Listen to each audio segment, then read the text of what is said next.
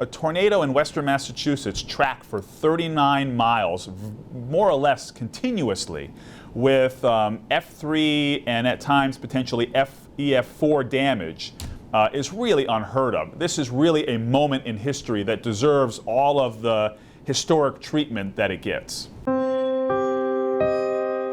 We heard a lot of reports of bad weather storm cells, and then it went to tornado warnings, and you know, having never seen them in this area, it was a surprise, but we just sat tight and waited.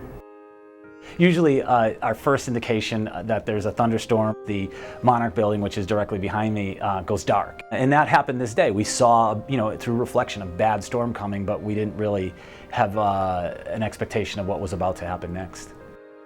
Who would expect something like this? This is New England. We don't have tornado alley storms. You just don't have this kind of a thing. But we did. And it looked like, again, basically your run-of-the-mill severe thunderstorm, straight-line wind on radar. There were some indications of rotation on the radar over the Agawam area. And then our director, it just so happens, almost out of coincidence, flipped over from the radar to our camera. And immediately Nick and I saw these low wall clouds, started to see a little bit of rotation, and then bang. Tornado on the ground right now. You're seeing it live on 22 News. Tornado on the ground. You know, as New Englanders, we got to see something to believe something. And I think certainly having a tornado caught on camera like we did, showing you ground truth, there's that funnel cloud crossing the Connecticut River, debris swirling around in the air as it goes into downtown Springfield. Let's take a bit of a wider shot if we can, just to pull it out, give some people perspective. You can see that debris flying right across the screen here. This is incredible. My first impression, what I noticed was a branch flew by my window, which is an unusual thing on the 24th floor. And so I stood up and peered over and watched that branch plummet to the earth, and looked to essentially my right from this building, and saw a bad windstorm essentially coming ashore. When it hit 91, I became frightened almost because of what was going to happen. I could see traffic. The storm itself obliterated in terms of, wiped out the view to 91. If you know people driving along Interstate 91 right now, they're driving right into it.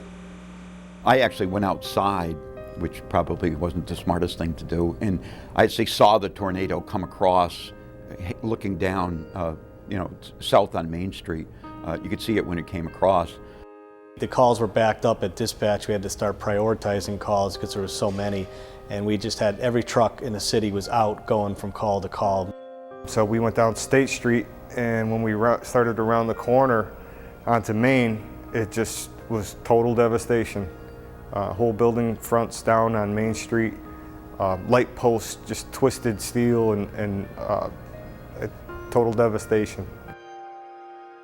I'll never forget hearing one of the ambulance companies dispatching all their crews to Springfield saying we have a mass casualty incident in Springfield. And I've never heard that. In 30 years on the job, I've never heard that before. Our initial photos were pretty much of the south end, which we get down there right away, and at that point they were, you could see the devastation when it slammed into the south end, and of course the south end community center was flattened. There were people running, there was devastation, there were hugs, there was, rubble, there was smashed cars. We had one building, I believe it was on the corner of Union and Main Street, that the roof had collapsed into the third floor and water was gushing out. So we made some searches of those buildings down there to make sure nobody was trapped. At daylight, the first thing we knew we had to do is we had to get somebody up in the air. John Suchocki, who does most of our flying, he got up in the air. That was really, really incredibly important. At 2,500 feet away, everything is so small, and you're not really sure, from rooftop to rooftop, the path, broken trees, you don't really see that in detail from 2,500 feet until you start really looking at it through the lens. Then it starts coming into focus that, oh yeah, this is gone, this is gone. Oftentimes when we cover disasters or murders or accidents, we're not welcome. People don't want to see cameras intruding on their lives. This was a different story. The day after the tornado, when I went out to Wilbraham and Munson and started walking around communities, people welcomed us with open arms. They wanted to tell their stories, something I've never experienced before. Everybody wanted to talk to us.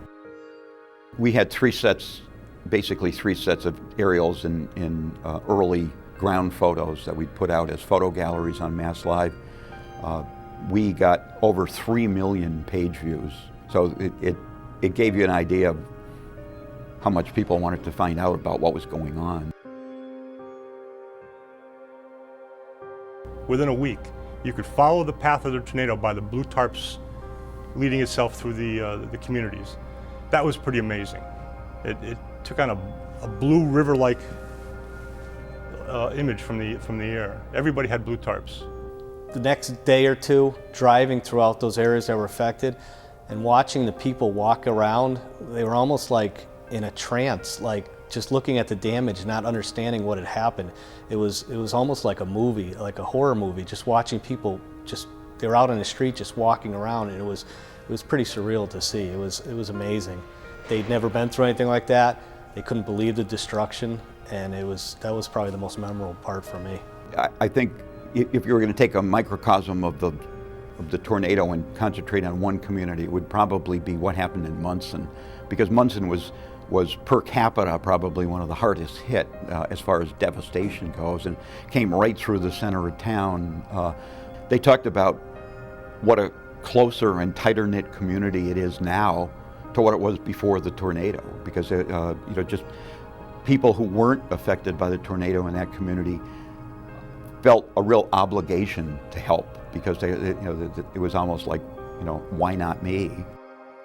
This child made it underneath some downed trees on Central Street in Springfield, and started running and looking up to the sky, and I was able to capture that, and that image to me says the whole thing. A child running for cover, looking up to the sky. What's coming next?